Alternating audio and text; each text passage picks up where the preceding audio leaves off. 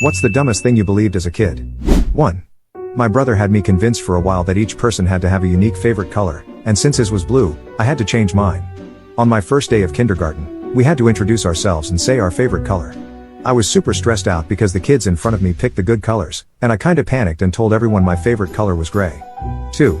When I was young, my parents told me that if I kept leaving the fridge open, then I would freeze the whole world and then no one would like me. 3. For some reason, I thought every car that was made had to do a crash test.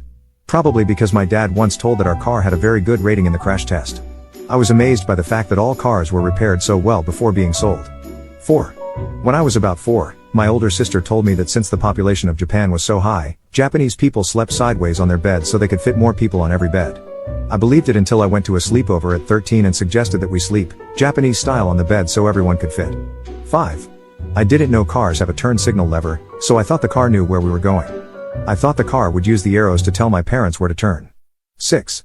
My brother and I wrote letters to Santa, and our dad would open up the coal furnace door and we would throw them in the fire. We believed they would go directly to the North Pole. 7. I thought that drinking and driving meant any drink. 8. I often got caught doing stupid stuff when I was a young rascal. When I would get home, my dad would say, "A little birdie told him he seen me do such and such with the boys." Up until I was 8 or 9, I believed my father had some sort of snitch pigeon keeping an eye on me. 9. That blue fire was cold. 10. I thought a baby just randomly appeared in a woman's womb. I stayed awake crying about it because I didn't want to become pregnant. 11. Not me, but my brother was convinced for a few weeks that some cows had longer legs on one side of their body so they could stand on hills. 12. That teachers sleep at school.